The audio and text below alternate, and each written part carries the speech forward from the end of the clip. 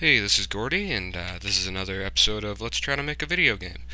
So, I was just making the sprite sheet for Ray, and the way I've got it kind of set up is, well, I can only record one screen at a time with this. I'm on my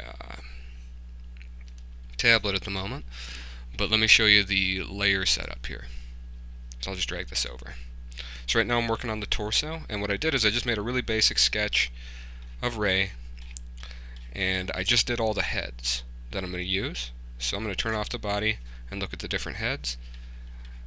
So I got a neutral face that I'm using as a guide. She's laughing. She's smiling. She's smiling a little bit less. That's the neutral one. She's winking. She's kind of like pensive, thinking about stuff. Thoughtful, like, oh, that's an idea. She's a little bit mad. She's real mad. She's a little upset. She's shocked. She's got ideas, and she's got real ideas. And I was just going through and drawing all those up. I might need more, but these are just the ones I'm thinking of at the moment. And the way I'm going to do it, I guess, and I don't know if this is the smartest way to do it, I've never done this before, is I'm going to make basically a character rig in Photoshop, and then make an addition of each character design, or like an iteration of each character design of all the different components. So like now, the next thing I want to do is the torso, and there's going to be a few torso poses, like the torso is pretty much straight up in this one, or because what I'm thinking is the torso has two anchor points, like right here, the shoulder, and right here, the hip. So like these being in different positions makes things face in a different way. And then in addition to all of this, I think I'm going to have to do some like specific shots for specific moments. But I was just thinking, yeah, I need to have different expressions for her. So this is what we're doing right now. In addition to that, today, what else did I do? I went through into the visual novel thing, and I made some backgrounds, and I'll just show you those real quick. There's actually a pretty quick process to doing it. I'm gonna save this real quick. Let's call it. Bring this over here so you can see me do it. Let's call it Ray. In case everything goes wrong here, but I'm gonna pause real quick and show you how I'm making backgrounds, because I codified the process. Alright, now we're back, and we are in SketchUp. I'm going to open the file we were working on yesterday. Ray's apartment, it's called. No, I don't need to save that. Let's make a new background shot. We're going to need a couple of the kitchen. I can show you kind of how I've got these set up. I've done 3 already. So one is there, one is there, and one is there. And then let's just set up a new one. So let's set up one kind of looking at the stove, because we're going to need that. Fuck, I keep hitting the wrong button. I'm meaning to hit the hand button. Okay. So I just followed a tutorial to figure out how to do this. I think that's fine. Okay, but let's save a new scene. So if we get lost, we can get back to this. Let's open up our styles window. We don't need an alpha layer because there's no transparency in this. But let's do the line art, and it's just basically settings within SketchUp. Like it decolored all the textures, or at least it doesn't show the color of the textures, and it outlines everything, so it looks like looks kind of like a pencil sketch or a pen sketch, just a very exact one. And then let's export a graphic into apartment, new folder, and let's call that K1 underscore line art. Okay. and I'm exporting this as a pretty damn big file. I believe I'm exporting it at 9,000 pixels across, which is huge. But the bigger they are, the more fidelity they'll have in the end. So yeah, and then let's go to simple style, which is just everything with the textures but no outlines. Let's make sure we got the outlines disabled. Turn off edges, and then go to the shadows window. Don't use the sun for shading, so it just gets all the colors totally rich as they can be. Export that again using the same settings. Call that K1 textures.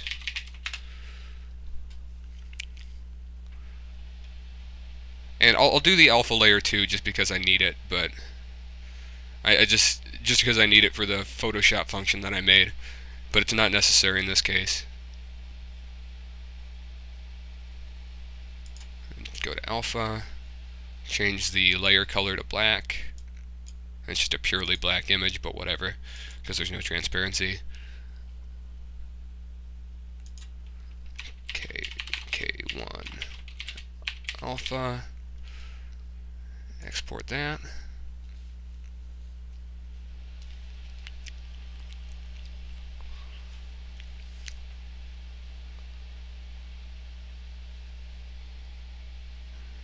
Alright.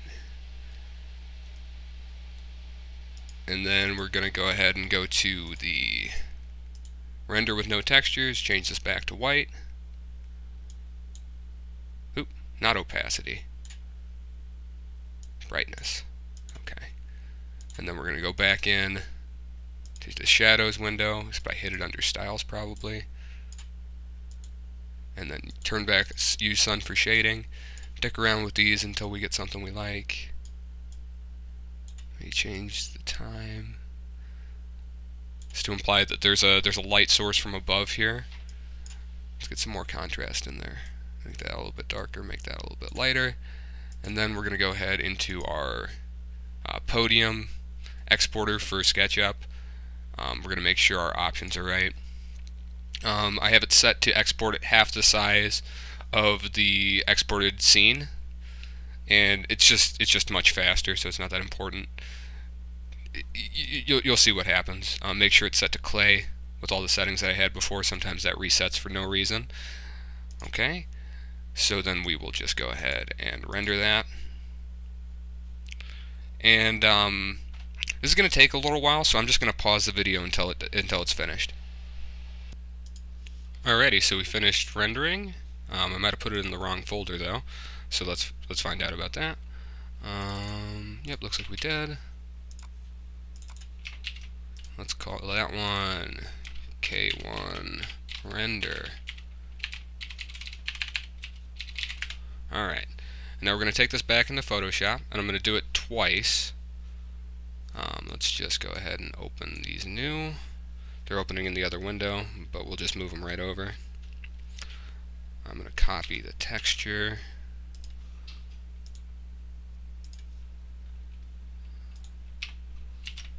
Alright, so we've got a file that looks something like this.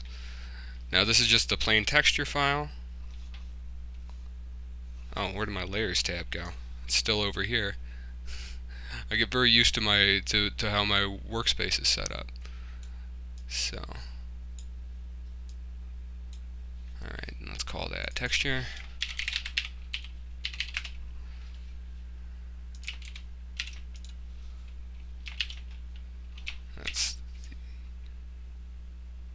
See, it's half the size. The quality of the image is important, but I'm gonna shrink it back down again anyway, so it's not really that important.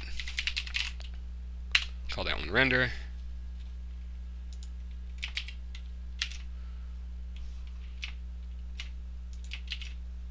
That one's line art. I could just export it half the size, I guess. It doesn't really matter. It's just I like the thickness of the lines of this method, and I want it to be uniform. I was having trouble rendering at 9,000 pixels across. And let's put the unnecessary alpha in there as well. Put that one at the bottom. Alright. So, and now we're ready to process this thing. Now I set up a an action to do this automatically. It's pretty long, but we'll just do it manually. It doesn't actually take as long as you might think. So so the first process is the line art. So we're gonna go ahead and get rid of all the white. We're going to go into layer styles. We're going to stroke that with red, a dark red, and make it be on the outside at a width of 2 pixels. So I want it a little bit wider, but not too much. And we'll also color overlay it with the same color. I like to use colored line art for backgrounds just because it's a little bit less, like it looks a little bit less robotic. I'm going to go ahead and rasterize the style of that layer. Alright, and that's all we have to do to that, except for make it into a multiply. Okay. The alpha process, we don't need to do anything with the alpha because it's all black, but make that into a clipping mask, so if there was any white it wouldn't show through. So I could put something in the background like a sky or whatever. Say there was a window here, I would want to put the sky behind it. Then the shader, I'm going to go ahead and go into my filter gallery, zoom out. Now the goal of this is to make it look sort of cel shaded, but not exactly. We're going to use the wide blurry brush on paint daubs with just the settings right in the middle. Okay. We're going to duplicate this layer. We're going to call it screen. Put it underneath. Make a new layer. Fill it with, let's see, CC99CC, which is a pink color, just to give everything like sort of a uniform look. Oop. That filled it with a, let's fill it with the foreground color, and then set that to color mode. You can see it just makes the light layer into a colored light rather than just a white light. We're going to set that to screen at 50% opacity, so it's not too harsh. We're going to turn this one back on, set it to multiply at 50. And we're also going to go ahead and use the equalize tool, which is going to just make it look like a little bit hatched out, like it's like it's cel shaded a little bit.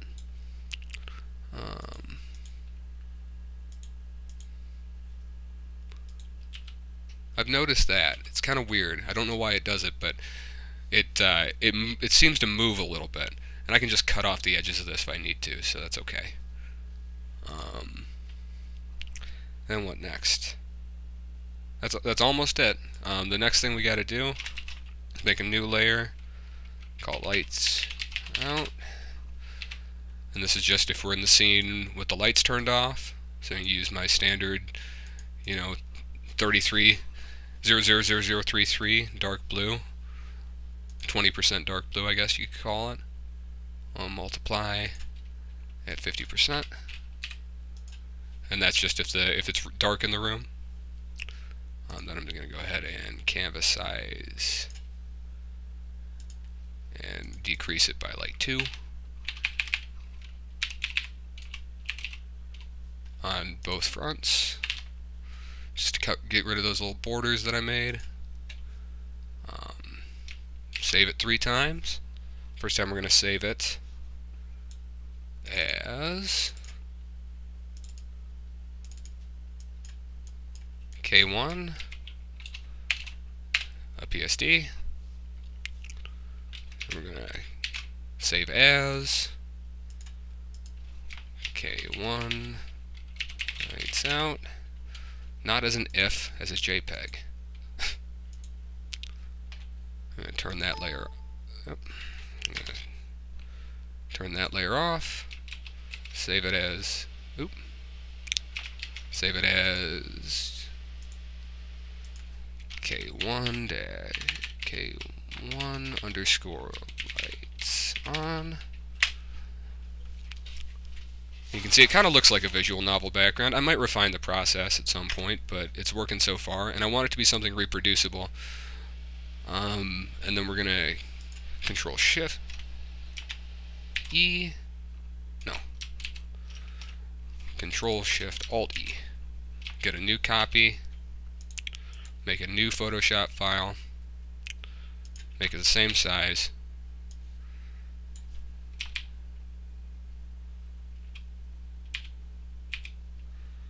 Control E, image size, make this 1920, no, make this 1080 tall.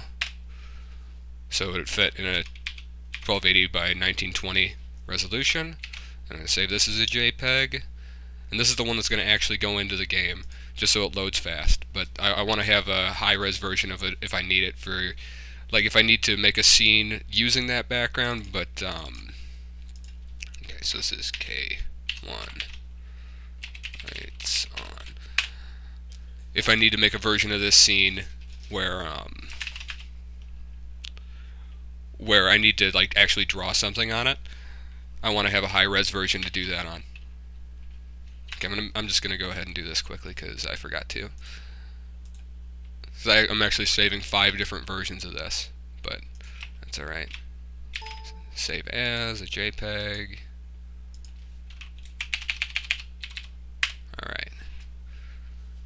Alright, so there we go. That's what we got, and we got a few of them so far. Let me just go through and show you. So this is the one we just made. That's a living room shot. Another shot sort of the living room and part of the kitchen. Another shot of the living room. This is just for various conversations within the game. So these are all the versions that we've got so far.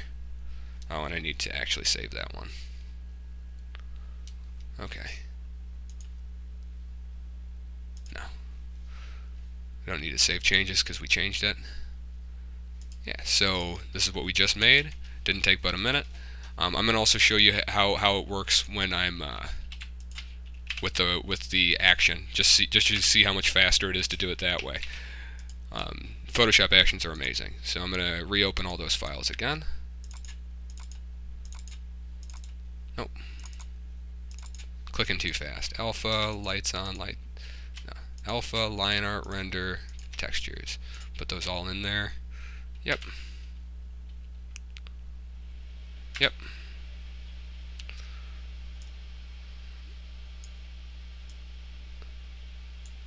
Yep. Yep. Okay, and go ahead and rasterize all these. Rename them.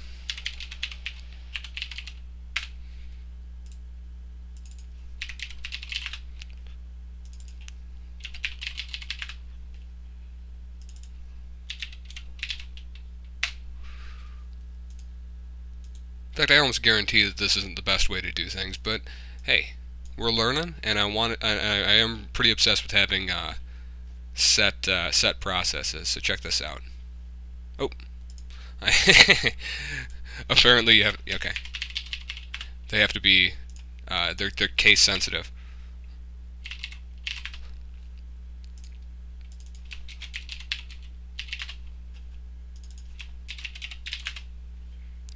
Okay, let's try that again.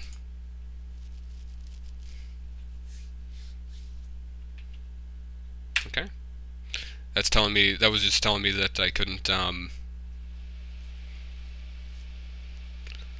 delete the white from the alpha layer because there was no white.